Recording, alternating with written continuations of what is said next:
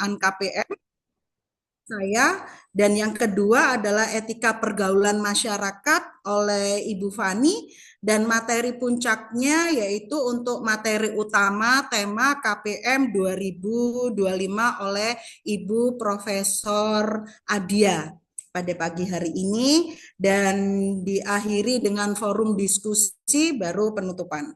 Saya harapkan yang join di sini masih tetap semangat. Insya Allah waktu kita tidak lama ya, karena semuanya sudah disusun rapi dan bisa berakhir harapannya sesuai dengan yang kita rencanakan. Jadi karena tidak semuanya bisa join di Zoom ini, nanti yang hadir juga menginformasikan kepada temannya yang tidak bisa join, tetapi Ibu Ketua tadi sudah berinisiatif untuk nantinya di-share juga di YouTube sehingga tetap bisa diikuti oleh yang tidak hadir, karena ada beberapa hal penting yang akan kita sampaikan pada pagi hari ini, dan semoga semuanya yang join tetap dalam keadaan sehat walafiat dan semangat. Dengan demikian kita buka acara pembekalan pada pagi hari ini dengan bacaan Bismillah. Bismillahirrohmanirrohim.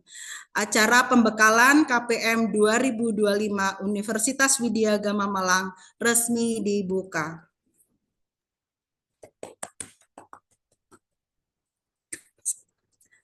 Terima kasih. Menginjak acara yang berikutnya yaitu sambutan oleh Ibu Ketua LPPM. Waktu dan tempat kami persilahkan.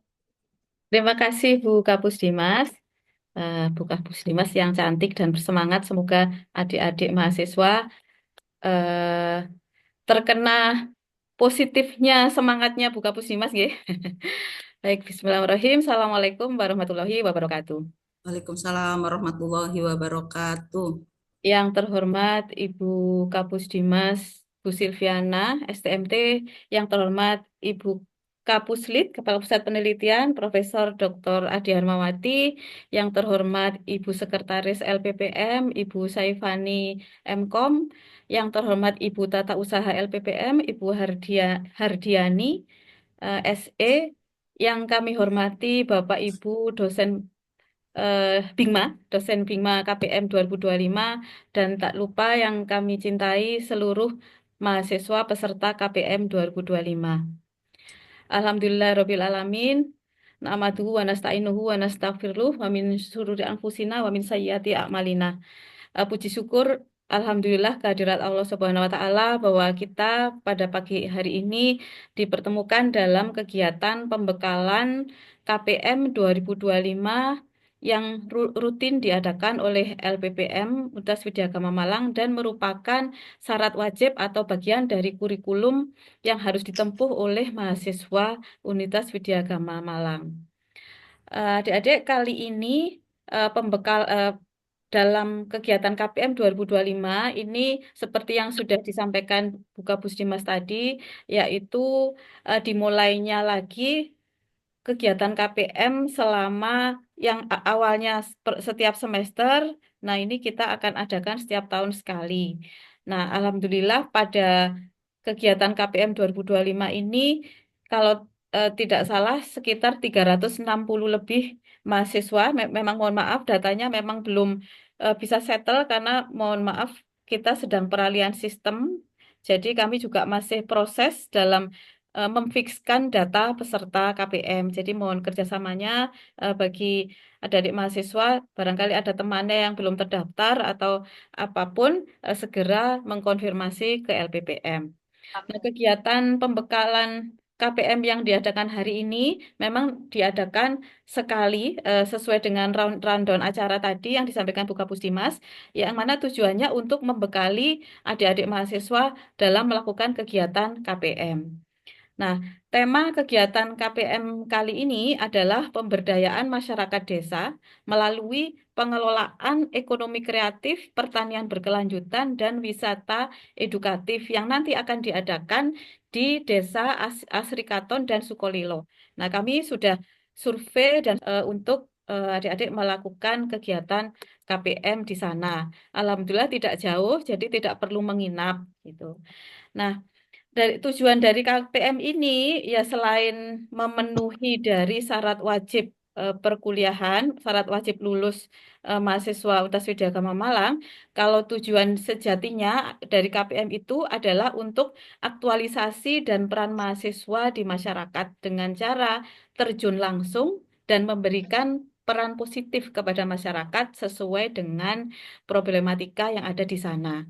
Nah, jadi dari tema tersebut, silahkan adik-adik mahasiswa berkarya sebaik-baiknya, berikan yang terbaik sesuai dengan kemampuan masing-masing, berkolaborasi, karena ini saatnya adik-adik dikenal oleh masyarakat, membuktikan bahwa mahasiswa Widyagama ini adalah mahasiswa yang cerdas, kreatif, inovatif, dan berakhlak mulia.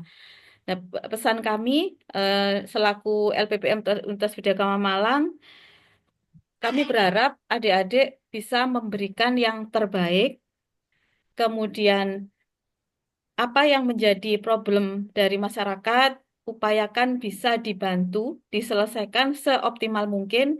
Jika memang menemui kendala, karena kita juga tidak tahu nanti pada problem-problem yang ada tersebut tidak mungkin kita bisa menyelesaikan semuanya. Jadi fokuskan pada problem-problem yang sekiranya adik-adik bisa tuntas. Jadi upayakan jangan sampai meninggalkan PR. Itu untuk dari sisi eh ini ya kualitas pekerjaannya.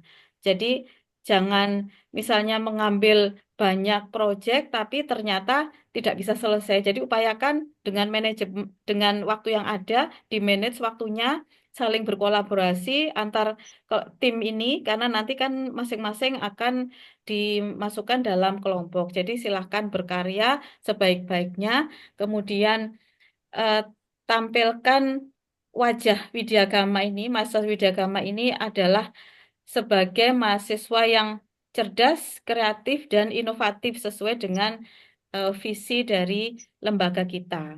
Dan serta berakhlak mulia. Dan jangan lupa jaga nama baik Universitas Widyagama Malang. Baik, mungkin itu yang bisa saya sampaikan sebagai sambutan untuk pembekalan KPM 2025 ini. Saya akhiri dan saya kembalikan ke Bu MC selaku MC dan moderator Bu Kapusdimas. Sekian, Assalamualaikum warahmatullahi wabarakatuh. Waalaikumsalam warahmatullahi wabarakatuh. Terima kasih untuk sambutannya, Bu Fitri selaku Ketua LPPM. Nah, yang selanjutnya adalah memasuki materi-materi. Ada 3 materi yang akan disampaikan. Yang pertama materi yaitu tentang kebijakan pelaksanaan KPM 2025. Yang menyampaikan saya sendiri. Untuk partisipan semoga bisa mengikuti, mendengarkan dengan jelas, tidak bosan dan tidak ngantuk. Apa semuanya sudah sarapan? Belum, Bu. Sudah, Bu. Ada, Bu. Sudah, Bu. Terima kasih. Harapannya yang sudah sarapan, kenyang, tidak terus ngantuk tidur ya. Yang belum sarapan juga karena lapar, ngantuk juga. Enggak ya, kita tetap semangat, saya aja semangat, kalian juga harus semangat. Karena KPM ini agenda selama kalian menempuh S1 seumur hidup sekali. Banyak pengalaman yang bisa kita dapatkan di sini. Ada yang bisa bahagia dengan teman-temannya, ada yang bisa ketemu dengan jodohnya, ada yang bisa menjalin relasi. Jadi banyak yang hal positif yang kita dapatkan, tetapi harapannya jika nanti ada hal-hal negatif yang nantinya yang namanya kita berjalan meraih sukses, pasti ada segala sesuatu yang bakalan terjadi ya. Itu namanya warna kehidupan. Nggak masalah, kita harus tetap semangat. Seperti yang disampaikan oleh Bu Ketua tadi.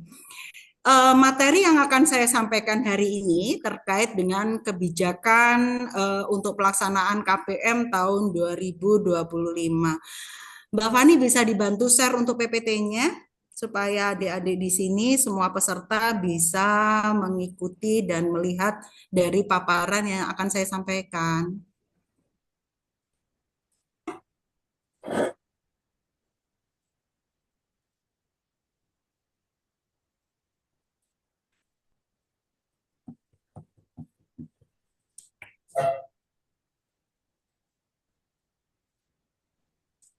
Baik ya, untuk alokasi waktunya setiap pemateri kemarin diminta menyampaikan 10 menit. Nah, tolong diingatkan karena kebetulan saya moderator untuk jalannya acara pada pagi hari ini ya. Harapannya bisa sesuai. Jadi untuk pelaksanaan KPM yang seperti saya sampaikan di sini, hanya saat ini berlangsung 1 tahun sekali, di mana kalian menempuh pada semester 5. Kalau kalian menempuhnya di semester 7, tentunya akan merugikan nantinya jika itu terjadi di semester 7, maka untuk PKL dan selanjutnya skripsi akan mundur. Jadi harapannya bisa dilakukan untuk terkait pelaksanaan KPM pada tahun ini. Dan pada tahun ini pesertanya cukup fantastis ya, sampai ke angka 340 peserta. Tapi tidak semuanya itu melaksanakan karena kita tahu sendiri ada beberapa di antara adik-adik mahasiswa ini ada yang sudah mengikuti kelas rekognisi di mana dengan program MBKM sudah ada yang melakukan magang, pengabdian, kelas mengajar, terus juga ada yang penelitian dan seterusnya. Tentunya kita tidak menutup mata untuk hal tersebut yang sudah dari apa yang sudah dilakukan dan beberapa lewat kaprodinya sehingga terpusat saya minta untuk segera melaporkan karena mereka juga tetap memiliki tanggung jawab berkaitan luaran. Nanti ada forum khusus di mana kita bisa diskusi terkait beberapa hal seperti itu. Slide yang berikutnya.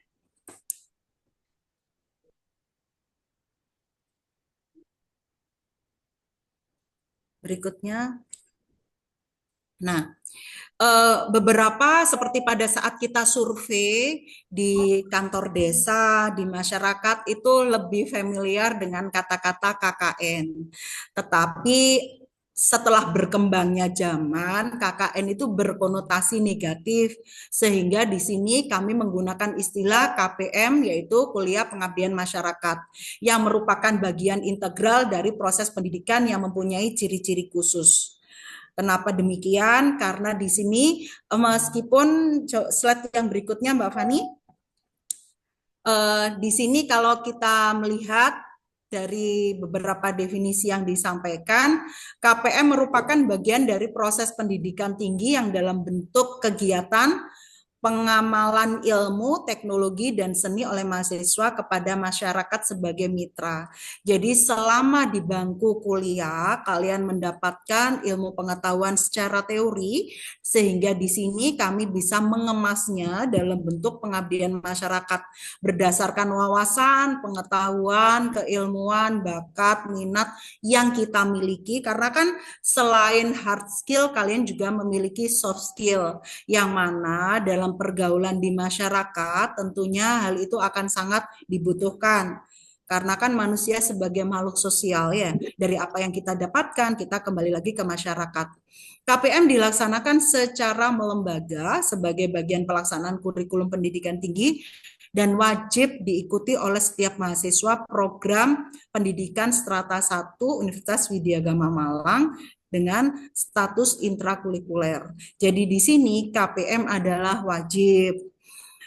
Ada beberapa sesuai dengan keputusan dari lembaga ya, terdapat 3 yang tidak boleh dikonversi. Salah satunya adalah KPM selain PKL dan skripsi tentunya. Oleh karenanya harapannya ini akan menjadi sangat berkesan, bukan berarti beban atau hal yang menyulitkan karena di sini kita bekerja sama bareng-bareng untuk kesuksesan kita bersama dan tetap mengemban menjaga nama baik Universitas Widya Gama Malang. Berikutnya,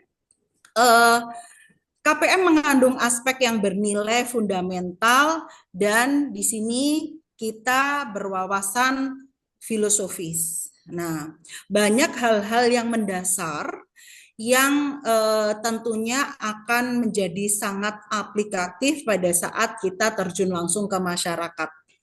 Dengan berbekal ilmu dan seterusnya yang seperti saya sampaikan tadi, itu menjadi bekal awal untuk kita bisa mengembangkan diri kita.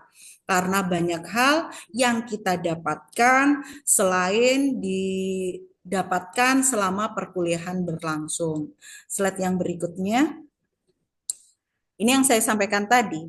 Jadi keterpaduan pelaksanaan Tridharma perguruan tinggi. Kita tahu bahwa aktivitas yang dilakukan di dalam Tridharma perguruan tinggi selain proses belajar mengajar, di mana kita hadir dalam perkuliahan, termasuk mengikuti ujian tengah semester, ujian akhir, menyelesaikan tugas, bimbingan, dan seterusnya, itu merupakan rangkaian dari pengajaran. Berikutnya, kita melakukan penelitian bersama-sama dengan teman dari prodi lain yang dibimbing oleh dosen atau penelitian bersama dengan Bapak Ibu dosennya, termasuk juga melakukan pengabdian kepada masyarakat. Alhamdulillah di Widyagama ini sudah ada wadahnya khusus di mana mahasiswa bisa berinteraksi untuk menghasilkan penelitian dan pengabdian kepada masyarakat. Apalagi kemarin dari Bu Ketua LPPM kita masih menempati peringkat utama. Klaster utama itu akan sangat berpotensi dan membantu kita ke depannya sehingga dalam hal khususnya penelitian dan pengabdian masyarakat ini akan sangat berpotensi ke depannya. Slide yang berikutnya. KPM sebagai program tidak berdiri sendiri dan tidak terpisah dari tujuan dan isi pendidikan tinggi, berfungsi sebagai pengikat semua isi kurikulum dan bahkan penambahan ataupun pelengkap isi kurikulum yang telah ada. Dari setiap pelaksanaan KPM ada tema-tema yang diangkat dan tentunya berbagai unsur yang kita miliki semuanya terlibat di dalamnya. Baik di sini kurikulum dari prodi manapun itu akan berkesinambungan dan akan menjadikan satu bersinergi untuk mencapai luaran yang diharapkan. Selain itu juga merupakan pengalaman belajar dengan realita kehidupan dalam masyarakat. Jadi dalam kondisi saat ini dengan segala, makanya kenapa kok KPM itu harus semester 5? Karena di semester 5 itu kalian dianggap sudah memiliki wawasan yang kuat di dalam hal keilmuan, termasuk idealnya program MBKM itu dari pemerintah juga baru dilakukan setelah semester 5 karena beberapa bekal ilmu yang kita dapatkan selama proses belajar mengajar dari semester 1 sampai dengan semester 5 itu sudah memenuhi tatanan untuk melakukan pengabdian kepada masyarakat. Kemudian pengetahuan teori mahasiswa dapat diperkaya melalui pengalaman praktis di lapangan. Jadi nanti apalagi saat ini ya segala sesuatu sudah dengan gampang informasi untuk kita dapatkan di media sosial. Sehingga jika kalian nanti mengharapkan mengetahui terlebih dahulu peradaban, profil desa, dan seterusnya terkait dengan lingkungan masyarakat di mana lokasi untuk kita melaksanakan KPM, pastinya akan lebih mudah untuk nantinya kita bisa beradaptasi dan melakukan kegiatan seperti yang disepakati. Kemudian mematangkan mahasiswa menumbuhkan rasa percaya diri sebagai calon pemimpin masa depan yang handal. Saya yakin semuanya yang hadir di sini adalah calon pemimpin, bahkan ada yang sudah menjadi pemimpin pada saat ini. Walaupun tidak dengan masyarakat luas, minimal untuk memimpin dirinya sendiri. Seperti itu. Slide yang berikutnya. Sebelum ke slide yang berikutnya, saya kepingin tahu ya, apakah di sini masih ada kehidupan? Masih, Bu. Masih, Bu. Masih, Bu. Alhamdulillah yang bersuara tadi saya hitung sekitar 48. Sementara dari 52 yang lain, apakah masih ada kehidupan? Masih, Masih, Bu, masih. Masih. Masih. Masih, Bu. Masih, Bu. Butuh kopi, Terima Bu. kasih. Semoga nggak bosan. Berikutnya ya, beda KPM dengan PKL. Secara nama aja sudah beda. Yang pasti apa yang dilakukan juga jelas berbeda. Terkait dengan pelaksanaan, kegiatan, dan juga yang paling dominan adalah bidang keilmuan. Nanti di semester 7, syukur-syukur kalian semester 6, karena saya yakin semua yang bilang amin di sini, tidak sampai 8 semester sudah bisa lulus. Loh kok gak sing amin? Amin. Amin. Amin. Amin ya Allah. Amin. Amin. Kalau yang nggak bilang amin berarti menjadi donasi tetap di Universitas Widya Gama Malang. Terima kasih. Jadi berbeda jauh ya, secara waktu pelaksanaannya berbeda, keterlibatan berbeda, bidang ilmunya berbeda, jelas penamaannya berbeda antara KPM dan PKL, beda. Terus slide yang berikutnya, tinggal 1 menit lagi. Visi peran perguruan tinggi dalam pemberdayaan masyarakat, pembangunan bersinergi antar perguruan tinggi, Pemda, swasta, masyarakat yang terlibat dalam kegiatan KPM ini ya, mewujudkan KPM sebagai media pembelajaran, pemberdayaan, dan pengabdian kepada masyarakat. Lanjut Mbak Fani. Ini untuk misinya, slide yang berikutnya Mbak Fani. Nah, ini adalah yang utama. Identifikasi dan pemahaman masalah secara lebih seksama, mendalami potensi, baik kekuatan, kelemahan, peluang, tantangan yang ada dalam komunitas masyarakat, membangun ukuran dengan lebih baik untuk kegiatan dilakukan, membangun prediksi berupa tindakan-tindakan sebagai upaya untuk mengubah dan mendorong perubahan tersebut. Yang perlu diperhatikan, di awal saya sudah mengeser nilai untuk sukses program KPM ini, mulai dari mengikuti pembekalan, kemudian menghadiri pada saat upacara pemberangkatan, pelaksanaan kegiatan, seluruh rangkaian ya. Nanti kan kalian ada seminar proposal gitu ya, yang diwakili setiap kelompoknya, kan sudah dibuatkan kelompok oleh LPPM, nanti ditunjuk perwakilan masing-masing, dan juga ketua, yang paling penting itu ketuanya harus ada. Nggak usah ditunjuk, misalnya berkompeten langsung menunjukkan diri sebagai ketua, bersedia untuk menjadi ketua, dan juga dari proposal itu nanti kita kembangkan untuk pelaksanaan kegiatan, dan di akhir nanti juga ada laporan akhir yang harus diberikan berikut dengan luar-luarannya. Nah, jika ini semua telah selesai dilaksanakan dengan baik, sudah pasti kesuksesan itu di depan mata. Gampang kan ya? Cuman ada 5 kuncinya dari apa yang saya sampaikan tadi. Insya Allah saya yakin semuanya yang hadir di sini mampu. Amin. Yang berikutnya Mbak Fani. Nah, ini adalah slide yang terakhir kita. Jadi alhamdulillah untuk lokasi KPM pada saat ini yaitu di Desa Asrikaton, Kabupaten Malang, dan Desa Sukolilo Jabung, Kabupaten Malang.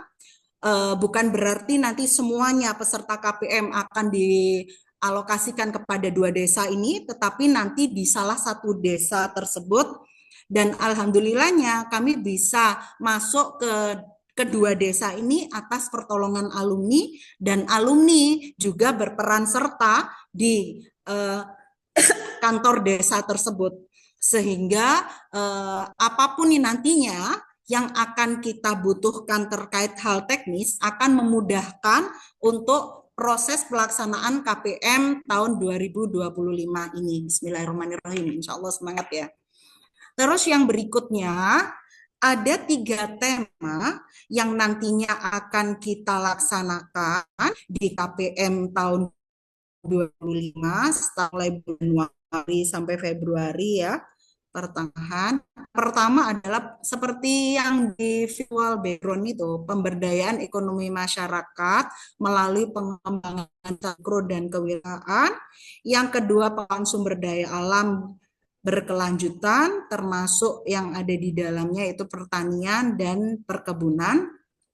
Dan yang terakhir, pengembangan wisata desa, agrowisata dan ekowisata. Itu nanti yang akan kita lakukan bersama untuk pelaksanaan KPM 2025. Semoga apa yang kita rencanakan, apa yang kita harapkan bisa terlaksana sesuai dengan yang kita harapkan. Itu saja yang saya sampaikan. Terima kasih atas perhatiannya. Wassalamualaikum warahmatullahi wabarakatuh. Waalaikumsalam warahmatullahi wabarakatuh. Wabarakatuh. Baik, terima kasih semuanya. Berlanjut ke materi yang berikutnya terkait etika dan pergaulan masyarakat yang akan disampaikan oleh Ibu Fani. Terima kasih.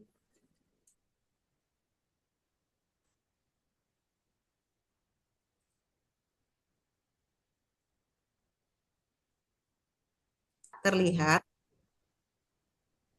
Baik, terima kasih atas kesempatan yang telah diberikan oleh Bu Silvi selaku Ibu Kapus Dimas. Untuk materi selanjutnya di sini kami akan menyampaikan terkait dengan materi etika pergaulan bermasyarakat, di mana nanti diharapkan dari materi yang sudah disampaikan oleh LPPM dapat membantu mahasiswa dalam proses kelancaran melaksanakan program kuliah pengabdian pada masyarakat ini. Nah, di mana tentunya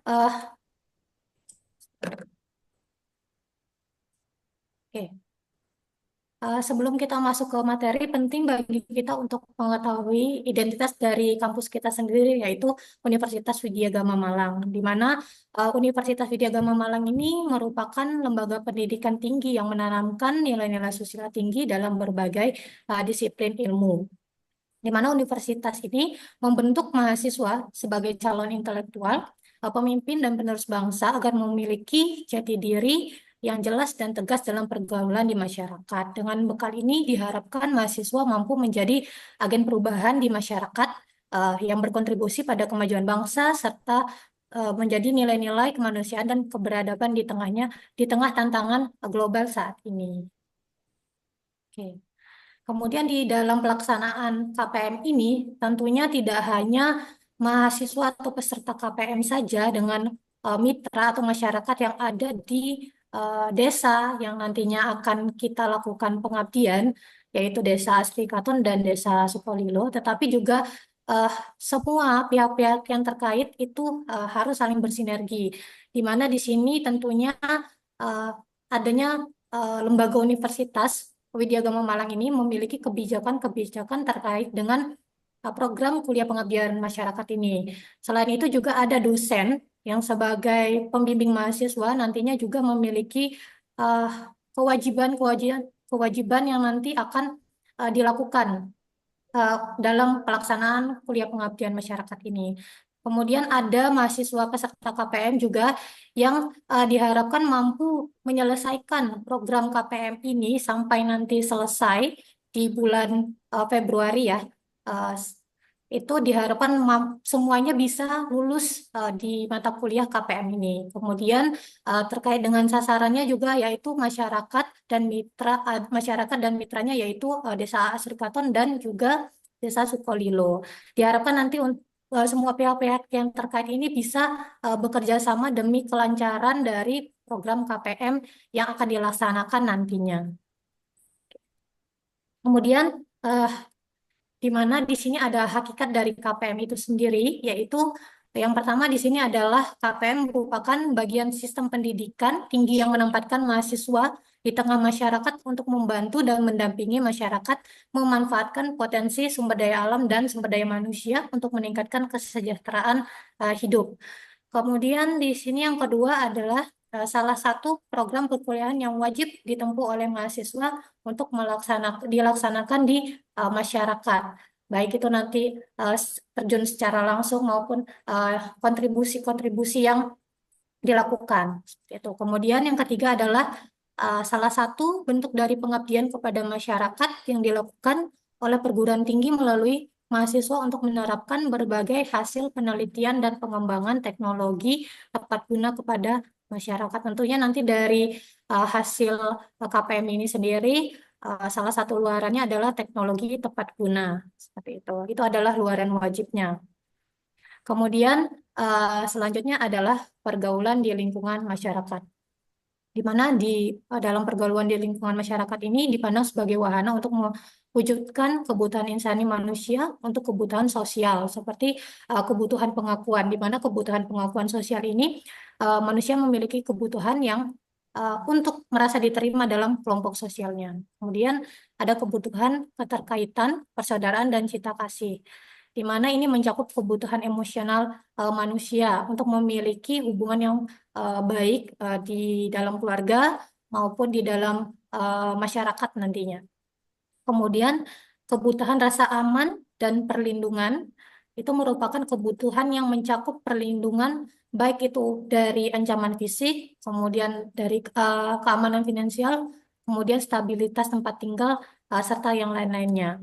Kemudian adanya kebutuhan kebebasan. Di sini kebutuhan untuk merasakan otonomi di mana memiliki kontrol atas hidupnya sendiri.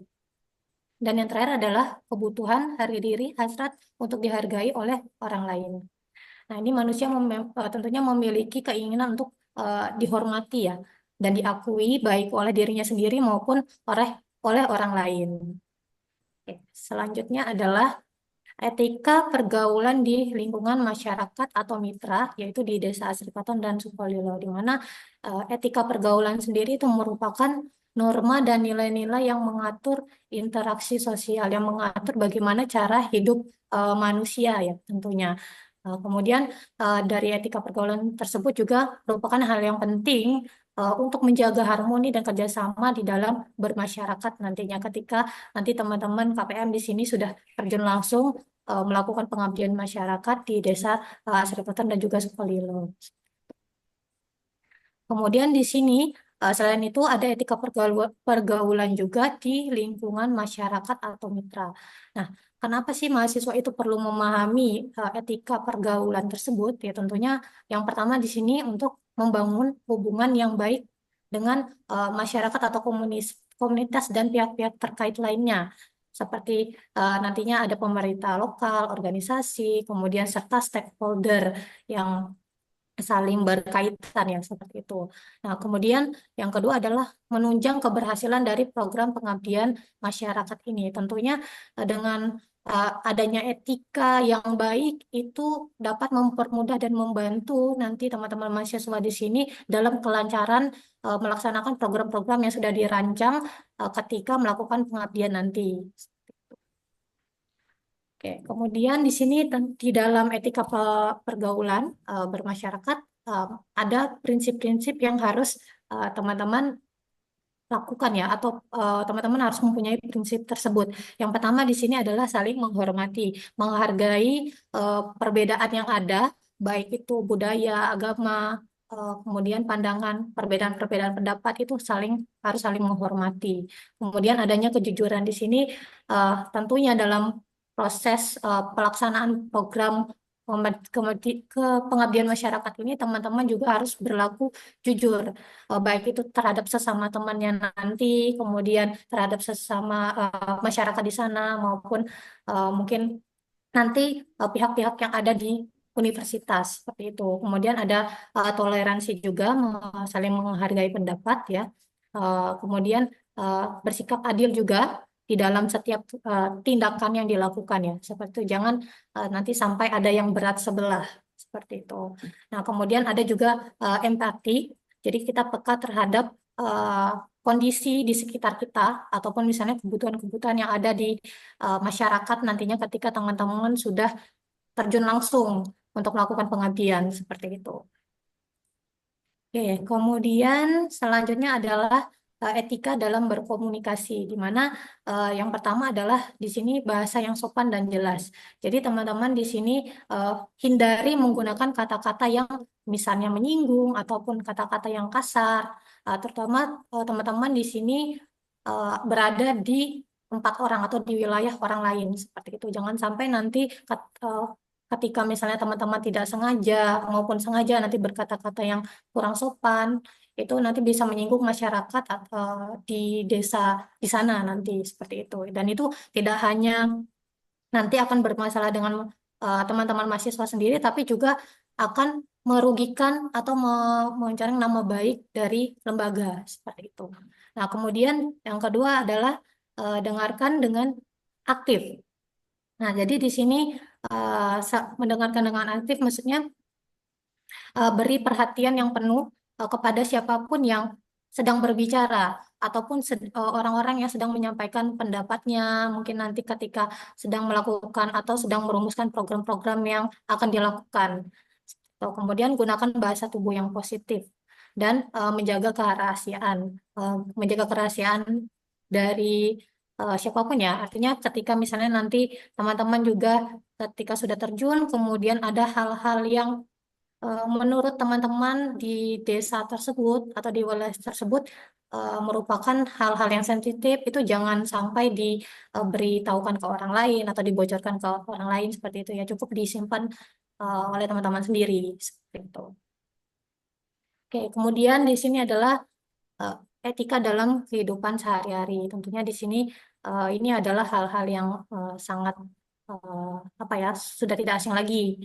Yang pertama adalah bertegur sapa, di mana di sini teman-teman, karena kita yang melakukan pengabdian di daerah tersebut, paling tidak kita harus bisa ramah-tamah terhadap masyarakat di sana, supaya masyarakat di sana itu bisa menerima kita dengan terbuka gitu ya. Jadi tidak ada hal-hal yang nanti mungkin entah itu miskomunikasi atau yang lain-lain sebagainya.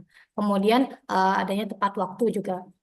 Jadi bagaimana cara teman-teman memanage waktu yang teman-teman punya untuk melakukan program yang sudah disusun seperti itu agar nanti tidak molor ketika melakukan program tersebut. Kemudian berpakaian yang sesuai. Jadi nanti teman-teman ketika sudah berada di wilayah orang, teman-teman harus tahu cara berpakaian yang pantas ya. Jadi jangan disamakan dengan nanti teman-teman ketika berpakaian di rumah atau di kos, itu jangan dibawa ke tempat orang. Jadi tolong dihargai adat di sana, di daerah tersebut, supaya nanti tidak ada apa ya, istilahnya tidak menjelekkan nama teman-teman sendiri di sini dan juga nama universitas. Kemudian keterlibatan aktif. Jadi teman-teman di sini diminta untuk aktif ya di dalam program yang sudah disusun.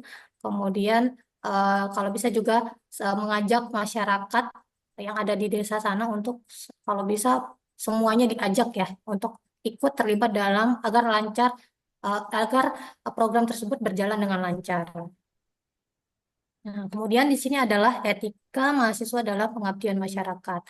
Di sini yang pertama adalah adaptasi dengan komunitas atau masyarakat di sana. Jadi teman-teman kalau bisa mungkin sebelum melakukan terjun ke melakukan program-program yang sudah disusun, sebelumnya kan teman-teman akan survei ya. Coba dilihat juga di sana kebiasaan-kebiasaan masyarakat lokal di sana itu seperti apa, adatnya seperti apa. Itu teman-teman harus bisa beradaptasi di situ. Kemudian yang kedua adalah kolaborasi. Nah, di sini ajak masyarakat untuk ikut juga dalam berkolaborasi melancarkan program kerja dari pengabdian masyarakat yang telah teman-teman susun atau teman-teman buat. Kemudian yang ketiga adalah memberikan teladan yang positif. Nah, tunjukkan perilaku teman-teman yang baik. Teman-teman di sini kan sudah menjadi mahasiswa ya, bukan anak-anak lagi. Jadi teman-teman harus bisa menempatkan diri bersikap yang baik, yang sopan di tempat orang seperti itu. Bukan hanya di tempat orang lain saja, tetapi juga di lingkungan teman-teman sendiri itu teman-teman juga harus bersikap seperti itu. Kemudian yang keempat adalah hormati kepemimpinan lokal. Nah, nanti di sana teman-teman juga ikuti aturan-aturan yang ada di sana. Jangan merasa teman-teman walaupun misalnya teman-teman di sini adalah seorang mahasiswa, terus teman-teman merasa paling tahu, paling mengerti apa yang harus dilakukan. Tetap kita harus menghormati pemimpin yang ada di sana seperti itu. Kemudian kita tetap harus menjaga sikap rendah hati Ya jangan berlaku sombong, angkuh ya di tempat orang ya, seperti itu. Oke, kemudian selanjutnya tujuan dari materi ini, materi etika pergaulan masyarakat ini yaitu untuk khususnya untuk mahasiswa nanti teman-teman yang akan melakukan KPM ini. Yang pertama di sini adalah mahasiswa dapat memelihara hubungan baik, hidup rukun dan juga harmonis dengan masyarakat di tempat KPM. Teman-teman akan melakukan program nanti. Nah, kemudian selain itu juga dengan sesama teman-teman mahasiswa satu kelompok. Tidak hanya satu kelompok juga ya, jadi semua teman-teman sama-sama teman-teman mahasiswa juga yang mengikuti program KPM ini harus memelihara hubungan yang baik seperti itu. Kemudian menghindari adanya dominasi dari salah satu orang di dalam kelompok. Nah, itu tujuannya tadi kenapa harus ditentukan adanya ketua kelompok supaya ketua kelompok itu nantinya yang bisa mengatur bagaimana jalannya program-program tersebut. Jadi tidak ada nanti satu orang atau beberapa orang yang inginnya hanya dia saja yang ingin didengarkan seperti itu. Nah, kemudian yang ketiga di sini membina agar mahasiswa menjadi insan yang baik dan berbudi luhur. Tentunya nanti teman-teman juga di dalam masyarakat harus bersikap yang baik ya, seperti itu. Nah, kemudian yang keempat di sini agar mahasiswa selalu bersikap dan bertingkah laku baik, termasuk selalu berbuat baik kepada siapa saja. Dan yang terakhir adalah menghormati adanya perbedaan, baik sesama teman maupun perbedaan yang ada di tempat KPM nanti atau adat-adat yang ada di sana ya seperti itu. Oke, selanjutnya. Nah, dari etika pergaulan sendiri di situ di sini tentunya melibatkan tidak hanya terhadap masyarakat desa di sana nanti ya, tapi juga teman-teman harus memiliki etika terhadap kalau di sini ada mitra, ada masyarakat, termasuk juga terhadap LPPM nanti, kemudian terhadap pembimbing, dosen pembimbing nanti, dan juga pemerintah daerah setempat seperti itu. Nah, di sini dari etika pergaulan ini sangat diharapkan kepada teman-teman memiliki ini ya sikap 5S tomat ya, 5S tomat ini yaitu teman-teman juga sudah tidak asing lagi ya mungkin yaitu ada senyum, salam, sapa, sopan, santun, tolong, maaf, dan terima kasih. Nah, apalagi untuk tolong, maaf, dan terima kasih ini bisa dikatakan itu adalah kata-kata yang kata-kata ajaib ya. Jadi teman-teman harus apa ya paling tidak harus bisa menerapkan itu. Nah, kemudian di sini adalah terkait dengan yang terakhir ya adalah larangan-larangan yang teman-teman harus hindari ya selama proses dari program perkuliahan pengabdian masyarakat ini. Yang pertama di sini teman-teman harus melakukan dilarang melakukan perbuatan pencemaran nama baik dan alma mater Universitas Widya Gama Malang. Itu. Jadi teman-teman harus menjaga nama baik teman-teman sendiri, nama baik alma mater universitas, nama baik dosen pembimbing juga, kemudian nama baik dari LPPM juga seperti itu. Kemudian teman-teman dilarang untuk melakukan selama proses KPM ini dilarang untuk berpolitik, kemudian unjuk rasa serta campur tangan pilkada atau pilkades di sana nantinya ya. Jadi teman-teman pure melakukan pengabdian masyarakat. Jadi dilarang untuk melakukan ikut-ikutan gitu ya berpolitik itu. Kemudian dilarang berbuat asusila. Nah ini asusila, pornografi, pornoaksi. Nah itu sangat-sangat jangan dilakukan gitu ya, tidak boleh dilakukan oleh teman-teman di sini. Karena memang sudah banyak kejadian ketika mahasiswa dimanapun ya, di universitas manapun itu ada kejadian melakukan hal-hal yang tindak asusila seperti itu. Nah itu nanti akan sangat berdampak sekali ya terhadap kita, terhadap semua pihak-pihak yang terkait. Kemudian dilarang melakukan perbuatan yang melanggar hukum, apapun itu ya, jangan sampai dilakukan. Kemudian dilarang membuat atau menggunakan stempel atau kop surat yang mengatasnamakan lembaga Universitas Vidya Agama Malang untuk penyalahgunaan. Jadi di sini teman-teman tidak boleh melakukan itu ya, menggunakan stempel atau kop surat tanpa atas seizin dari lembaga seperti itu, baik dari kampus maupun dari LPPM itu sendiri. Nah, kemudian yang terakhir adalah dilarang melakukan pemalsuan atau penipuan secara administratif. Contohnya pemalsuan tanda tangan pada buku laporan. Nah, itu biasanya nanti kan di laporan itu ada tanda tangan ketua LPPM, kemudian ada tanda tangan dosen pembimbing. Nah, itu jangan sampai dilakukan karena kalau sampai itu terjadi, nanti eh, KPM teman-teman di sini akan bisa digugurkan seperti itu. Dan teman-teman mungkin nanti akan mendapat sanksi juga ya, seperti itu. Nah, itu adalah eh, materi terkait etika pergaulan bermasyarakat. Semoga dengan adanya materi ini teman-teman jadi lebih bisa jadi lebih apa ya, percaya diri lagi, jadi lebih tahu bagaimana harus bersikap nantinya di tempat orang seperti itu.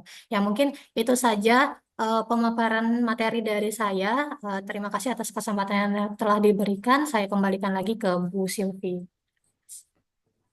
Baik, terima kasih Mbak Fani atas pemaparannya. Tadi cukup lengkap ya, dan juga eh, dipastikan untuk yang ingin bertanya ditahan dulu, karena kami masih ada satu lagi materi yang terakhir dan materi inti pada pagi hari ini, yaitu terkait dengan tema untuk PKM 2025 seperti yang ada di virtual background, yaitu pemberdayaan masyarakat desa melalui pengelolaan ekonomi kreatif, pertanian berkelanjutan, dan wisata edukatif. Memasuki materi yang atas waktunya. Sudah dengar suara saya, Bu? dengar dengan jelas. Jelas ya? Iya, baik. Assalamualaikum warahmatullahi wabarakatuh. Waalaikumsalam warahmatullahi wabarakatuh. Sehat semuanya untuk calon KPM di tahun 2025, dan sehat semuanya bagi Bapak Ibu Bima yang sudah bergabung di ruang Zoom ini. Juga kami hormati Ibu Ketua LPPM, Ibu Dr. Fitri, dan Ibu Silvi selaku Kepala Pusat Pengabdian Masyarakat, juga Mbak Fani, Bu Fani ya, yang kami hormati, dan Bapak Ibu Bima yang sudah bergabung dan yang kami banggakan. Nah, juga Mbak Dian yang juga di belakang layar yang sudah mengupayakan di dalam administrasi kegiatan ini. Baik, mohon izin Bu Silvi, saya share. Monggo, Prof. Oke. Baik, ya, kelihatan ya, sudah ya, kelihatan, ya, ya. Jadi ini kami tim LPPM, ya, untuk menjelaskan beberapa materi-materi yang tadi awal dari Bu Silvi, kemudian Bu Fani, dan ini saya ketiban campur saat ini. Jadi untuk wilayah atau lokasi kegiatan pengabdian masyarakat pada tahun ini kepada mahasiswa yang alhamdulillah cukup banyak yang antusias ikut di dalam KPM, agar pelaksanaan proses belajar mengajar kurikulum yang sudah kalian tempuh itu segera selesai ya.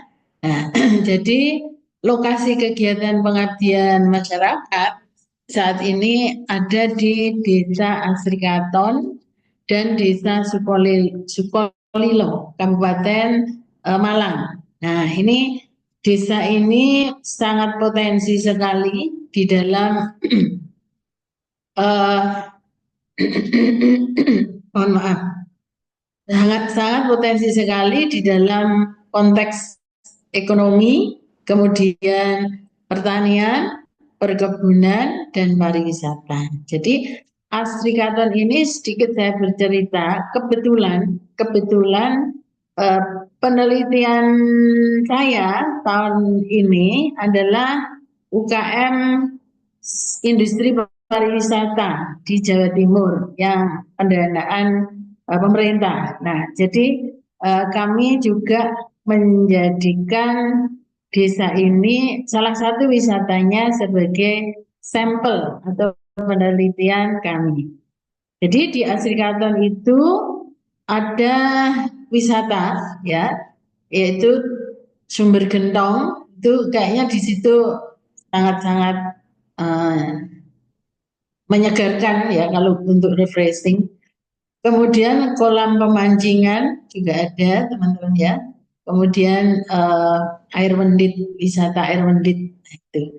Nah, UMKM-nya ini sebetulnya banyak ya. Jadi ada pembikinan tempe, tahu, budidaya jamur, budidaya ikan hias, kemudian keripik tempe ya. Dan untuk bidang pertaniannya memang juga lumayan cukup dinamis di dalam Desa Asrikaton ini. Jadi ini nanti menjadi identifikasi kalian di dalam menentukan program ya. Jadi ada padi, tebu, jagung, pertaniannya tebu itu banyak di sana. Dan di Asrikaton ini menjadi desa yang merupakan istilahnya apa ya, jendela provinsi ya. Jadi meningkatkan branding dari ikon ini landasan udara Lanut Abdurrahman Saleh. Nah, jadi semenjak ada jalan tol ini juga sangat berdampak pada perekonomian di Desa Asrikaton, gitu ya. Jadi sekilas info dari Desa Asrikaton. Bagaimana dengan Desa Sukolilo, Kabupaten Malang? Ini juga ada wisata, teman-teman ya. Gentong Mas itu ceritanya panjang tuh, Gentong Mas itu ya. Jadi ini menjadi temuan oleh warga waktu itu, sejarahnya begitu ya. Gentong emas. Jadi menjadi aktivitas edukasi juga. Nah, petani di sana juga petani tebu. Nah, dan tebu-tebu mereka yang mereka panen itu ditambani itu di handle oleh pabrik gula, yaitu gula Grabet. Peternaknya adalah sapi, kambing, ya. Budidaya yang sangat menyenangkan di sana adalah petani budidaya rumput taman. Jadi ada rumput yang bagus-bagus itu kan, ya. Jadi ada rumput taman yang jual di Splendid biasanya. Nah, ini ada juga rumput gajah mini, ada gajah besar, ya. Rumput gajah mini, rumput gajah besar, ini dijual mahal, ya, rumput gajah. Nah, bisa sebetulnya ini potensi untuk Fakultas Pertanian terutama ya, dijadikan sebagai UKM binaan, ya, binaan. Ini saya punya ide banyak untuk pertanian sebetulnya, sehingga akan menarik oleh masyarakat ya dari binaan ini, meskipun sudah jadi tapi tetap harus dibina, didampingi. Nah, ini kesempatan kalian di dalam KPM itu bisa mengimplementasi ilmunya di Desa Asrikaton maupun Sukolilo, terutama pada ya semua aspek ya bisa masuk ini, aspek teknis, aspek ekonomi, aspek pertanian ya, aspek hukum, semuanya masuk ini sebetulnya ya. Jadi sudut pandang itu bisa diimplementasikan di dua desa ini. Jadi dua desa ini jangan khawatir teman-teman, banyak atau kalian banyak ide implementasi keilmuan yang harus ditularkan, ditransfer ke sana. Tuh. Bagi semua fakultas tanpa kecuali, ya. Ini sangat menyenangkan. Nah, tujuan pengabdian masyarakat, pengabdian KPM di sini adalah memberdayakan masyarakat desa Asrikaton dan Sukolilo. Jadi ada batasan ya, saudara ya. Jadi hanya di desa Asrikaton saja dan Sukolilo saja, tidak boleh melebar kemana-mana ya. Jadi dua itu harus fokus di situ sehingga controlling dari planning, organizing, acting, controlling itu mudah ya di dalam pemantauan kalian ber-KPM di dua tempat ini. Nah, melalui peningkatan keterampilan, apa pemberdayaannya? Yaitu bisa melalui keterampilan, skill kewirausahaan, ya, kemudian pengelolaan sumber daya alamnya bagus-bagus, dan pengembangan potensi wisata. Ini sangat potensi. Jadi ide-ide kalian harus diapakan ini potensi wisata di sana. Nah, meskipun ide disampaikan pada perangkat setempat itu menjadi nilai lebih ya, nilai lebih dari kalian manfaat di sana untuk KPM. Nah, jadi ini penting konteks tujuan pengabdian ini. Bagaimana pelaksanaannya? Nah, kegiatan KPM ini menggunakan pendekatan yang berbasis pada pendampingan. Nah, ini sesuai proposal ya. Nah, teman-teman nggak boleh keluar dari proposal. Ya, jadi pendampingan, pendampingan penguatan UKM, penguatan wisata, penguatan petani ya. Jadi pendampingan ini banyak ya. Nanti apa yang harus didampingi? Nah, banyak hal, banyak aspek. Nah, sesuaikan saja dengan keilmuan sejarah atau kalian ya. Lalu pelatihan, pelatihan bahasa Maduranya itu training ya, training and development itu kalau orang ekonomi ya. Jadi pelatihan dan penerapan teknologi tepat guna. Jadi kira-kira apa ya yang perlu dilatih di sana? Mungkin bagi orang ekonomi pembukuan sederhana yang bisa memilah-milah dana usaha dengan dana rumah tangga. Nah, ini bisa diimplementasikan. Jangan yang muluk-muluk, yang sederhana tetapi kena sasaran, gitu ya. Demikian juga untuk penerapan teknologi tepat guna. Penerapan teknologi tepat guna ini bagi orang-orang atau mahasiswa dari Fakultas Teknik ya, mungkin ini bisa sangat membantu ya. Entah itu websitenya, entah itu marketingnya melalui website dan sebagainya. Nah, ini tolong nanti dibantu di sana dengan semaksimal mungkin. Dalam tahapan kegiatan KPM ini adalah persiapan. Jadi prepare di dalam kegiatan KPM. Ya. Mestinya sebelum action di sana ya di lapangan, kalian mestinya harus survei ya, survei. Kemudian ini mohon maaf bukan riset ya, tapi survei ya. Survei kemudian kira-kira yang dibutuhkan apa. Nah, jadi sebelum KPM kalian harus survei dulu apa yang nanti akan diimplementasikan.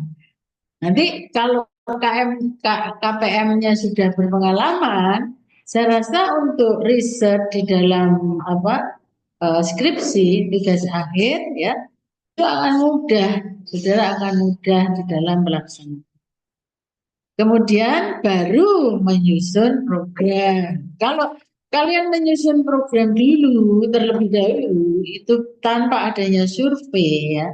Seperti kalau kita membuat suatu usulan, proposal pengabdian masyarakat maupun penelitian ya, Itu kalau belum survei ya ngeblank, nggak tahu apa-apa. Nah, itu substansi di dalam pengabdian masyarakat. Siapa tahu nanti dari pengabdian masyarakat ini, KPM ini bisa menjadi peluang kalian untuk material penelitian di dalam tugas akhir, yaitu skripsi ya. Nah, mungkin idenya dari situ bisa. Nah, pelaksanaan kegiatan, di sini pelaksanaan kegiatan sosialisasi dan penyuluhan ya boleh dilakukan.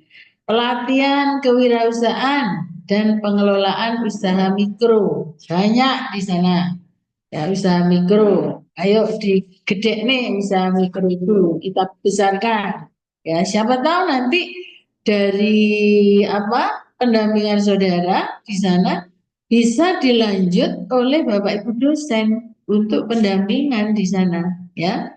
Nah, kemudian pelatihan pengelolaan sumber daya yang berkelanjutan.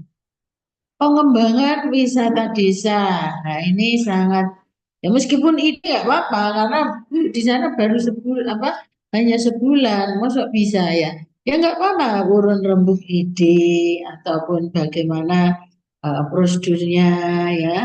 Nah, itu bisa diberikan pada penduduk atau masyarakat setempat. Penerapan teknologi tepat guna. Ini juga sebetulnya membutuhkan ada yang membutuhkan dana besar, ada yang tidak membutuhkan dana besar. Nah, ini monggo disesuaikan saja kegiatan terkait konteks implementasi teknologi tepat guna. Lalu lebih lanjut adalah pendampingan dan monitoring. Jadi bagaimana setelah didampingi? Nah, kita evaluasi, controlling. Jadi sebetulnya tahapan kegiatan ini, saudara, itu payungnya adalah memanage, ya, memanage waktu, tenaga, pikiran, keilmuan, ya. Dan kalau di dalam ilmu ekonomi, saya orang ekonomi ya. Jadi kalau memanage itu payungnya itu POAC, ya. Planning, kita planningkan di sini, ya, penyusunan program, perencanaan. Perkara ke perencanaan nih terrealisasi apa enggak? Ya nggak masalah, ya. Yang penting kita sudah memprogram, memplanning, ya. Nah, tapi ya diupayakan untuk di schedule sehingga pelaksanaannya itu bisa terpantau, terkontrol. Ya, jadi planning, organizing, activating, controlling. Ini ada evaluasi ya, evaluasi dampak, laporan, publikasi dan sebagainya. Nah, teknik pengumpulan data bermacam-macam, saudara ya. Ada wawancara, observasi, survei. Nah, ini survei nih, survei ya. Sebelum Anda action di sana harus survei, ya survei, wawancara, observasi, itu. Sehingga latihan ini juga harus latihan ketika nanti Anda akan menyusun skripsi ya. Nah, sumber daya yang diperlukan adalah SDM. Ya, SDM ini aset, maka Anda ini aset. Ya, yang punya otak pikiran yang jos ya, otak pikiran yang brilian, kemudian yang pinter-pinter, ini aset. Jadi sekarang dalam sebuah organisasi itu aset itu tidak hanya uang, tapi aset itu SDM itu aset, gitu ya.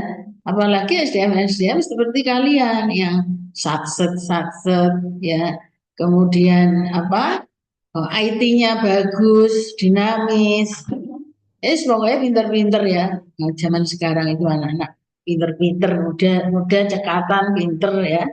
Nah itu. Kemudian fasilitas dan infrastruktur.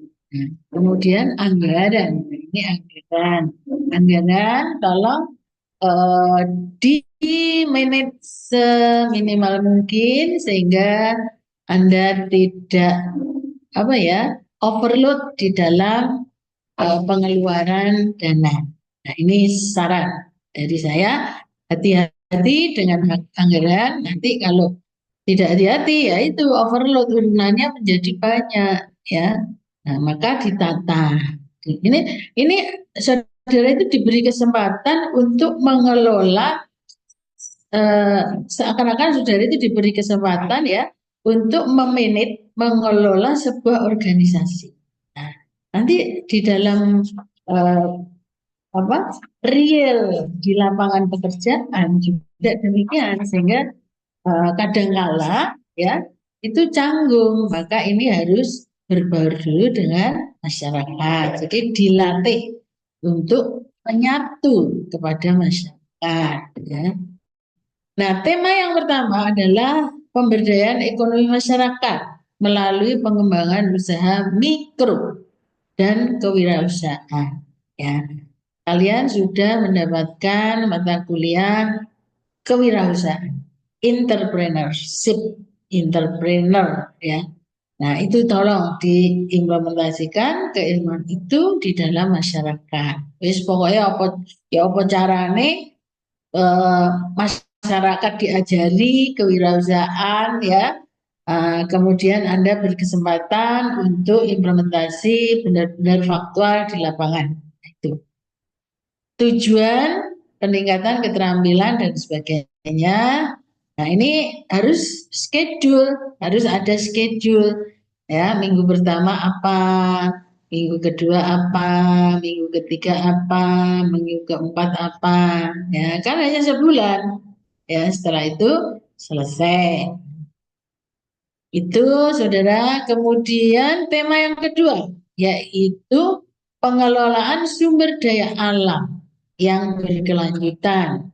Ini nampaknya yang pas adalah pertanian ya, fakultas pertanian, dan semua kelompok ada. Saya rasa ada ya. Nah, ini bisa mempunyai ide-ide yang bagus di dalam pengelolaan sumber daya alam yang berkelanjutan ini di Kapak nih. Ya, karena tadi saya bilang di Sukolilo dan Asika tadi potensinya sangat luar biasa di dalam sumber daya alam ya, sumber daya alam. Jadi itu saudara. Kemudian tujuannya ya, lalu tetap di schedule minggu 1 apa, minggu 2 apa, minggu 3 apa, minggu 4 apa ya. Tuh. Lalu tema yang ketiga, pengembangan wisata desa. Nah, tadi saya sampaikan wisatanya ada, saya juga kebetulan ada sampel ya penelitian di sana ya untuk penelitian pendanaan tahun ini dan sudah tercapai insya Allah dan akan kita kembangkan lagi di dalam riset-riset pariwisata yang lain. Jadi pengembangan wisata ini nampaknya sekarang menjadi primadona ya, dari sebuah atau dari desa dimanapun juga ya. Ada wisata edukasi Sri Kemuning ya. Jadi sawah itu bisa dijadikan wisata, saudara. Itu saya punya teman bahwa dia punya sawah, kemudian dijadikan wisata. Nah, yang datang itu banyak ya di daerah Ponorogo sana. Itu. Jadi ide-ide anak sekarang itu luar biasa. Anda juga ya, Anda itu sebetulnya idenya bagus-bagus, tapi kurang diimplementasikan. Saya yakin Anda idenya bagus-bagus nih nanti ya. Nah, jangan kalah dengan anak-anak muda yang di sana ya, di sana itu di mana-mana ya. Jadi kalian harus punya ide yang jempol gitu. Nah, ini juga harus schedule minggu pertama apa, kedua apa, 3 apa, 4 apa ya. Jadi tertata gitu ya, tertata, terstruktur di dalam pelaksanaan kegiatan. Tidak ada yang terlewatkan. Tema keempat adalah peningkatan kualitas pendidikan melalui teknologi dan media pembelajaran interaktif. Ya, ini edukasi. Jadi bisa melalui jalur ini, ya, jalur ini. Jadi tujuannya apa? Meningkatkan kualitas pendidikan di desa tersebut, di dua desa itu ya, melalui teknologi, implementasi teknologi dan media pembelajaran interaktif. Ini bisa ditularkan. Meskipun bukan orang teknik informatika misalnya, meskipun bukan mahasiswa teknik informatika, anak-anak sekarang itu sudah pinter-pinter semuanya. Ya, cepat gitu ya. Nah, persiapan minggu pertama apa, minggu kedua apa, minggu ketiga apa ya. Saya optimis ya, 300 yang peserta ini idenya luar biasa ya. Nanti tolong dicurahkan sepenuhnya ke dua desa ini. Tim pelaksana kelompok peserta KPM, nah ini sudah dibagi nampaknya oleh Ibu Kapusdimas ya, dari 25 orang mahasiswa untuk masing-masing kelompok dan akan dibimbing oleh seorang Bapak Ibu dosen pembimbing yang cakap. Beliaunya terpilih menjadi pembimbing ya, pembimbing kalian karena apa? Karena cakap, karena pinter, karena gerak cepat, karena sat-sat. Nah, itu dipilih sehingga menyenangkan bagi Anda ya.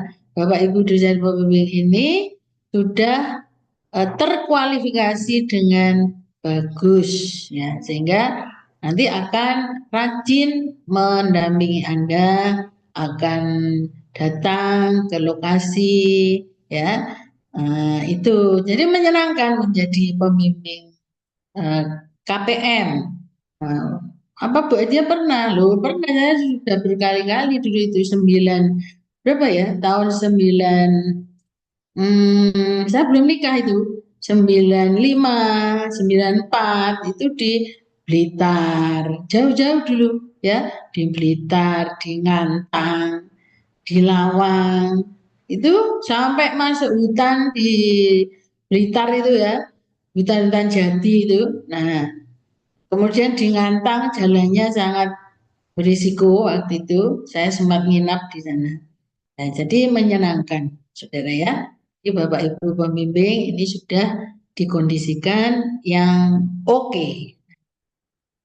Evaluasi dan pelaporan, ya, tema satu, evaluasi pelatihan kewirausahaan, evaluasi pendampingan usaha mikro. Nah, ini harus kalian perhatikan apa yang dievaluasi di dalam kegiatan kalian di Desa Sikolilo dan Srikanton ya. Jadi kalau tema 1, tema 2, tema 3, tema 4 sudah ada kisi-kisinya. Ini. Itu menutup. Nah, kami semua, Bapak Ibu dosen, pembimbing, Bapak Ibu struktural di LPPM, berharap bahwa kegiatan pengabdian masyarakat ini sangat-sangat memberikan kontribusi positif dalam meningkatkan kualitas kehidupan masyarakat di dua desa tersebut. Ya. Kalau tidak ada kontribusinya, ya ora usah KPM. Nah, maka harus ada kontribusi. Kontribusinya apa? Sudah dievaluasi tadi ya, yang menjadi aspek evaluasi, controlling dan pelaporan. Nih, kalau tidak tercapai berarti ya, oh ya harus tercapai, ada target gitu kan, ya. Serta dapat memberikan pengalaman yang berharga bagi mahasiswa di dalam implementasi keilmuan yang telah diperoleh selama ini. Eman-eman kalau ilmu itu tidak diimplementasikan di masyarakat, ya. arep dipek dhewe, jangan, biar menjadi amal jariah saudara ya. Nah, itu. Kemudian juga berharap dapat terbentuk hubungan yang harmonis. Ya, harmonis itu apa? Lebih erat antara akademisi, masyarakat, dan perangkat setempat. Ya, untuk mempermudah kolaborasi di dalam tridharma, terutama di dalam riset dan pengabdian masyarakat. Nah, ini menjadi, nah ini nanti saya usul kepada Ibu Kapus Dimas ini ya. Jadi desa-desa seperti ini, eh, utamanya Fakultas Pertanian, itu bisa apa namanya meninggikan pamornya di sana, yaitu untuk pendampingan petani. Petani itu kan banyak, tidak hanya padi saja ya. Ya, ada peternakan. Nah, itu tugasnya Bapak Ibu dosen pertanian. Ayo bergerak di sana. Kita branding ya, branding agar menjadi nilai lebih, nilai positif bagi institusi. Siapa institusi? Widyagama.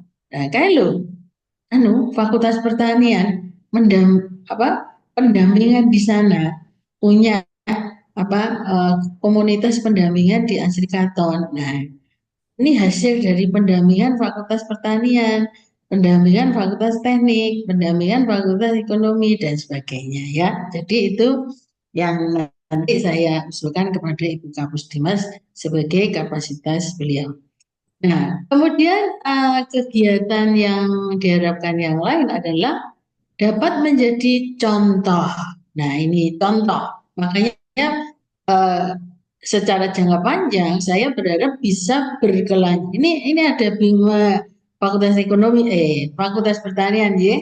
Nah, mudah-mudahan ya itu. Jadi terima kasih Bapak Ibu Bima dari Fakultas Pertanian. Barangkali nanti Bapak Ibu juga sambil menyelam minum air, ngilas-ngirus, kira-kira pendampingan apa ya yang bisa diperuntukkan Bapak Ibu dosen pertanian, sehingga nanti akan mengundang banyak mahasiswa yang sekarang sudah banyak mahasiswanya, tapi lebih banyak lagi. Nah, itu. Sudah, terima kasih atas. Semoga dari rangkaian materi yang sangat bermanfaat ini sudah memberikan banyak pencerahan buat seluruh peserta KPM yang join pada pagi hari ini. Dan seperti yang saya sampaikan tadi, saat ini dibuka forum untuk diskusi bagi seluruh peserta berdasarkan pemaparan yang sudah diberikan, tetapi tentunya nanti yang terlewat mengikuti rangkaian pembekalan ini bisa mendapatkan materinya di grup dan juga bisa untuk menonton di YouTube-nya yang akan dari hasil recording ini akan disiarkan, di-share oleh Ibu Ketua kami. Baik ya, untuk yang berikutnya forum diskusi, silahkan kami buka sesi pertama ini untuk 3 penanya yang nantinya akan segera kami respon dari pertanyaan yang masuk. Silahkan.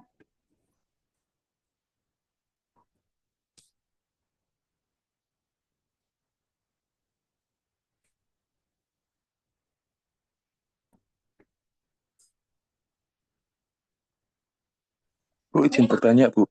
Iya, silahkan. Itu kan untuk lokasinya di Pakis sama Jabung, Bu, ya? Betul. Nah, ini kan ada sekitar 14 kelompok, Bu, ya. Itu apakah 14 kelompok itu nanti dibagi 2 kelompok, ada yang di Pakis sama Jabung, Bu, ya? Benar. Jadi kebetulan kami barusan dapat informasi untuk di wilayah Asrikaton terdapat 6 dusun, dan untuk di wilayah Sukolilo terdapat 4 dusun. Sehingga nanti akan kami, karena informasinya baru kami terima pagi ini, sehingga idealnya pagi ini sudah informasi itu tersampaikan, tapi ternyata karena kami baru menerimanya pagi ini, sehingga ini nanti akan menjadi pembahasan kami untuk membagi kelompok menjadi tersebar di dusun-dusun yang ada di wilayah masing-masing kantor desa ini. Seperti itu. Baik, terima kasih Bu infonya. Iya, yang lain ada lagi yang ditanyakan?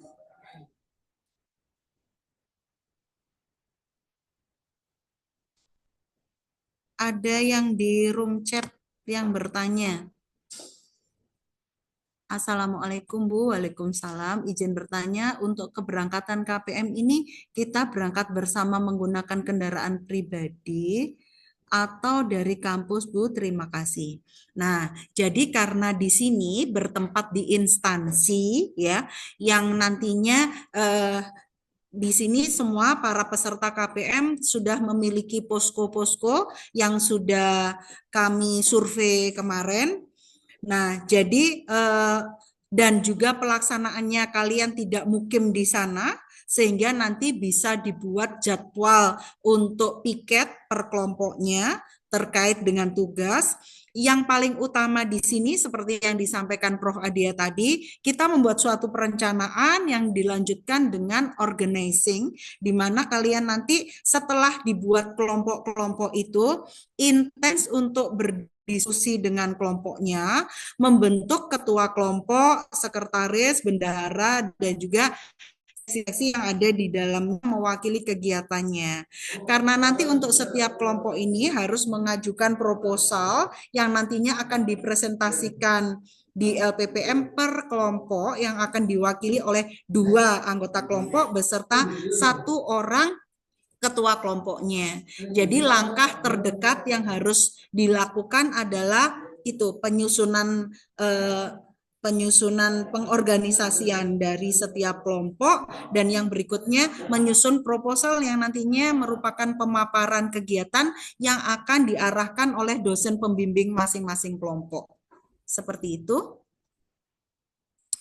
Untuk pertanyaan yang berikutnya, izin bertanya Bu, mengenai 4 tema itu, kita memilih salah satu tema ya Bu. Nah ini karena nantinya tema ini akan disesuaikan dengan kondisi mitra.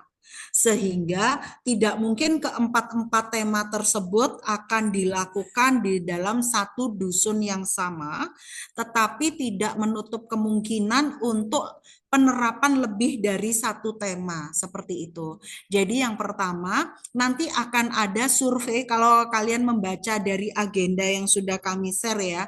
Jadi di sana kan ada nanti survei perwakilan kelompok beserta Bingma, di mana harapannya kalian bisa intens menggali informasi untuk bisa mengetahui potensi yang ada di dusun tersebut. Nah, itu saya mewakili pertanyaan yang ada di room chat ini ya. Dan tidak ada pertanyaan lain, berarti pintar banget dan sudah paham dari apa yang sudah kami sampaikan ini sepertinya. Coba saya lihat lagi ya, di sini kehidupannya masih bisa berjalan dengan baik atau sudah tidur semuanya atau meninggalkan di sini. Apakah masih ada kehidupan? Masih ada Bu. Masih Bu. Masih Bu. Bu, masih. Terima kasih bagi yang masih hidup.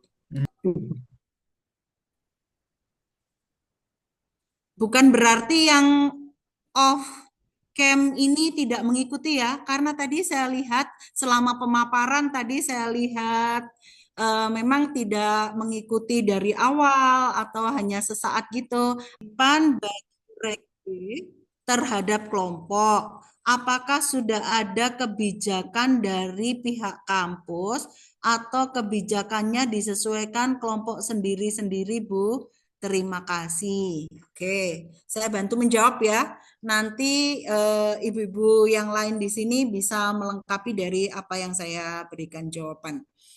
Jadi mengingat di sini terdapat beberapa kelas untuk pelaksanaan KPM ini, makanya kenapa ada yang dilakukan secara luring dan juga daring sehingga dilakukan secara hybrid karena ada beberapa yang masih melaksanakan kelas online, ada yang kelas jauh, ada juga yang kelas reguler B, bukan jauh secara domisili, perkuliahannya juga berlangsung secara normal, hanya saja karena disibukkan dengan aktivitas bekerja, dan di mana pelaksanaan KPM ini dilakukan karena mitra kita adalah instansi pemerintah desa, sehingga nanti dari setiap kelompok yang melakukan aktivitas kegiatan KPM itu dengan sendirinya ya sudah semestinya segala sesuatu bentuk pelaksanaan didiskusikan internal kelompok ya.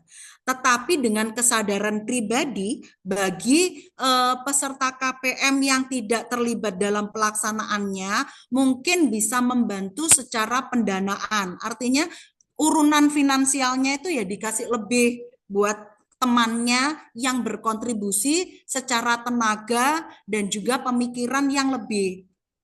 Jadi misalkan gampangane ya, masa yang hadir di sana melakukan kegiatan, dia juga harus iuran bayar, sementara yang jauh yang tidak berkegiatan, mosok iuranannya sama loh, kan kasihan, membebani gitu ya. Tapi itu internal diselesaikan secara baik-baik dalam internal kelompoknya. Semoga kata-kata saya ini bisa dipahami ya.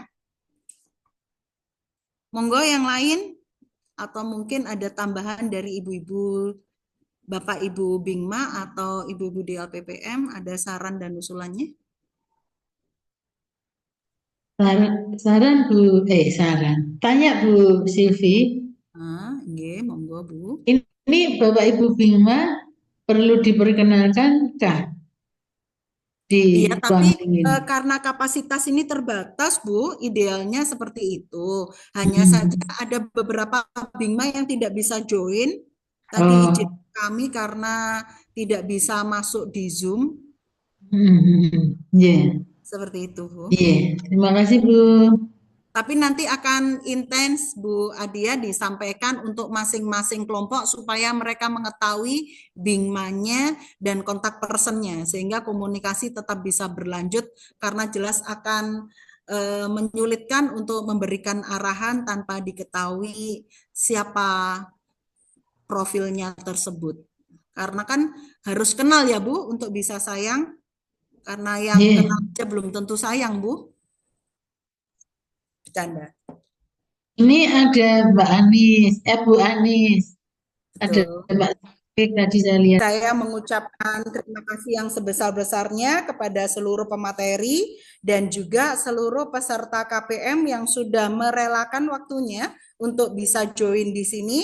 Harapannya segala sesuatu yang kita sampaikan, kita paparkan, kita diskusikan bisa diterima dengan baik dan cukup jelas.